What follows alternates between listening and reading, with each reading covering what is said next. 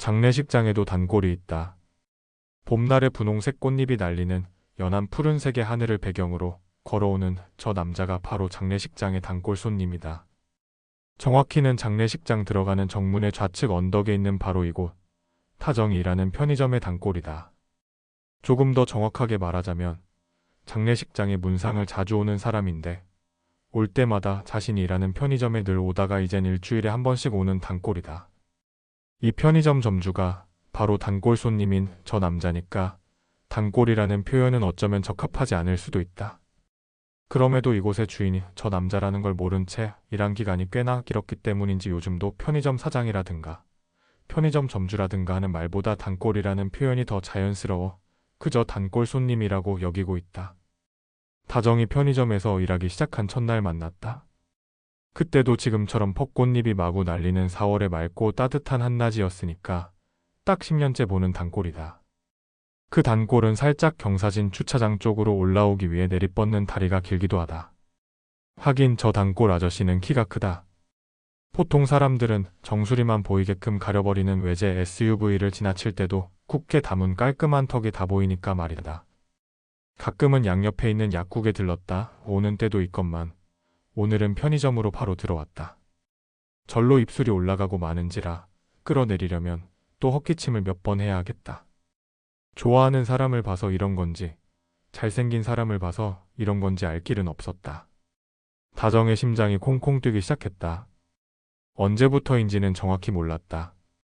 마음이 힘들 땐 가식 없이 따끔한 충고 아니면 그럴듯한 위로를 해주는 저 입술과 이제는 30대 중반으로 들어가는 남성미 넘치는 분위기에 홀린 것도 이유라면 이유일까? 남들이 흔히 이야기하는 태평양 같은 어깨도 사모한다. 온통 아저씨에 대해 좋아하는 점투성이라서 좋아한다고 고백을 하긴 했는데 아니 실은 대단히 많이 하고 있긴 한데 진지하게 하지 않아서 그런지 늘 농담 취급을 받거나 혼나기 일쑤였다. 보기만 하면 너무나도 생생했던 지난밤 꿈속의 그 모습에 때론 죄책감을 느낀다. 애인이 있을 수도 있다는 생각을 할 때면 말이다. 물론 결혼하지 않았다는 건 알고 있다. 이런 상황에서 아저씨가 자신을 여자로 보고 손이라도 한번 잡아봤으면 하는 게 일생의 소원이 되어버린 24살 처녀가 바로 자신일 줄이야. 말로는 세상 풍파 혼자 다 겪어서 발라당 까진 것처럼 굴면서도 모태 솔로의 친구 하나 없는 외톨이가 바로 전데 말이다. 동생 키우느라 인생의 꽃다운 나이를 엄마처럼 무조건 달려온 20대의 보상 심리가 원하는 건 고작 이 정도였지만 자신의 형편에 비추면 감지덕지다. 버려진 남매의 누나가 바로 저였다. 할머니 손에 어렵사리 커서 중학교 졸업을 검정고시로 대신하고 바로 이 편의점에서 일을 시작했다. 그러니 남들처럼 어엿한 직장인이라고도 하지 못하겠다. 그래도 만족한다. 생활에 전혀 지장이 없을 정도로 마치 공무원 월급에 호봉수 올라가듯 월급이 척척 올라가더니 올해엔 일반 회사원들보다도 많이 받는 것 같다. 이곳을 그만둔다는 생각은 그만큼 헛된 생각이다. 일주일에 한 번씩 오는 아저씨를 봐서는 안 되는 상황이거나 편의점 건물이 무너져 없어져 버리지 않고서야 그만둘 이유가 전혀 없는 것이다. 아저씨가 편의점 문에 점점 가까워지고 있다. 타정은 카운터에서 나가 눈앞으로 직선으로 뻗어있는 좁은 진열대 사이로 들어갔다. 빤히 문을 바라보고 있다가 들어오는 아저씨와 눈이 마주치면 얼굴이 벌개질 것 같았다. 어제 꾼 꿈 때문이었다. 카운터와 맞은편 벽에 놓인 음료수 냉장고 앞까지 가서 진열대를 끼고 살짝 왼쪽으로 돌아 문을 향해 조금씩 과자를 들어 올렸다 내리며 흘끗 문밖을 바라봤다. 진열대를 보고 섰을 때 등 뒤부터 들어오는 문까지는 외부 풍경이 다 보이는 청유리 벽면이었다. 여름엔 덥고 겨울엔 추울지언정 아저씨가 오는 모습을 볼 수 있다면 무슨 문제일까? 자신의 황량하고 각박한 이 삶의 유일한 즐거움인데. 달랑. 꼬마, 너 또 일 없이 과자 정리하는 거 맞지?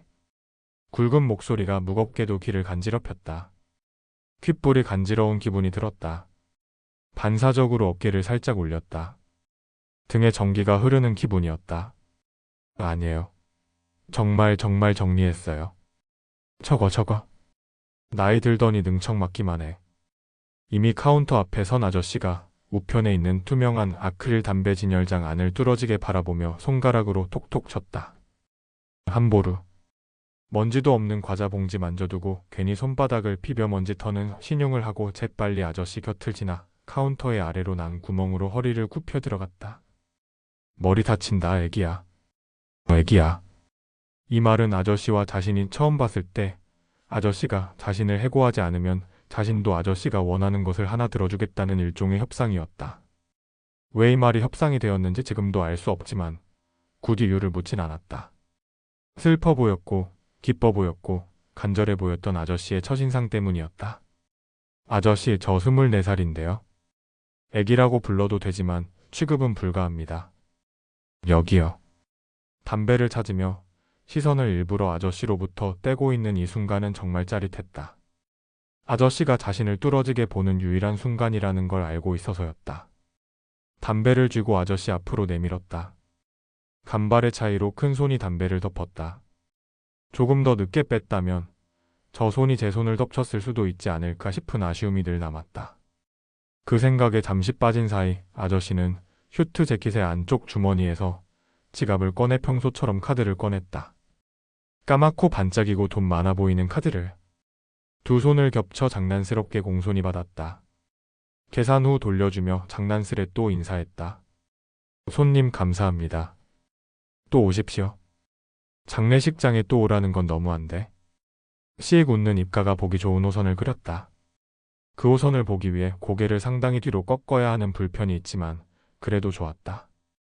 키가 큰 아저씨가 그만큼 가까이 있다는 뜻이니까 말이다. 키가 한 190cm쯤 되려나? 가끔 같이 오는 아저씨들도 그렇게 크다. 저만 보러 오시면 되죠. 아시잖아요. 제가 아저씨 정말 짝사랑하는 거. 또 장난삼아 웃으며 고백 한 번 더 했다. 역시나 아저씨가 웃음을 뚝 그쳤다. 이쯤 되면 일부러 아저씨의 기분을 긁으려고 자신이 짝사랑을 고백하는 걸로 착각할 것 같기도 했다. 가끔 보이는 이 얼굴이 실은 조금 무서웠다. 자신이 아는 아저씨가 아닌 다른 사람을 보는 기분이 들곤 하니까? 다름 아닌 조폭보스라는 아저씨의 본 직업에 해당하는 사람을 말이다. 이럴 때면 얼른 다른 손님이 들어오길 바라거나 그냥 등 돌려 뭔가를 정리하는 게 좋은데. 오늘은 심각하게 굳은 아저씨의 얼굴이 심상치가 않았다. 갈수록 자신의 고백에 무뎌지는 아저씨가 아니라 점점 위태하게 선을 넘어가고 있다는 평소의 직감이 맞는 걸까? 우리 애기 이제 본격적으로 아저씨한테 연애 걸어?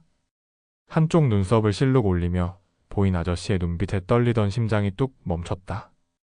온몸에 솜털이 잔뜩 서는 긴장감과 함께 멈췄던 심장의 박동수가 빠르게 올라갔다. 그럴 수밖에 없다. 웃지 않는 아저씨는 마치 피폐물에서나 볼 수 있을 것 같은 차갑고 잔악한 남자 주인공 같은 얼굴이라서다. 보고 싶기도 보기 무섭기도 한 그 얼굴로부터 시선을 내라고 일부러 웃으며 두 손을 올려 마구 내저었다. 다시 심장이 팔딱대기 시작했다. 볼이 뜨거워졌다. 분명 붉어졌을 테다. 그렇게 정색하고 화내시면 어떻게 해요? 저도 24이라 이제 어른 티 나는 농담 한번 해보려고 했는데 애써 웃는데 민망함이 여간 찾아들지 않았다. 뚫어지게 바라보던 아저씨가 굳었던 얼굴을 풀고 다시 조금 전처럼 웃었다. 그제야 긴장이 풀렸다. 담배 진열장을 톡톡거리던 긴 손가락으로 다정의 이마를 살짝 밀며 가까이 다가오니 평소에 쓰던 향수가 코를 타고 훅 들어왔다. 등골에 오르는 전기가 사뭇 샜다. 손가락은 뜨끈했고 향수는 짜릿했으며 자신에게 몸을 기울인 아저씨는 바로 한 뼘도 멀지 않은 공간을 가득 가리고서 절 내려다보고 있었다.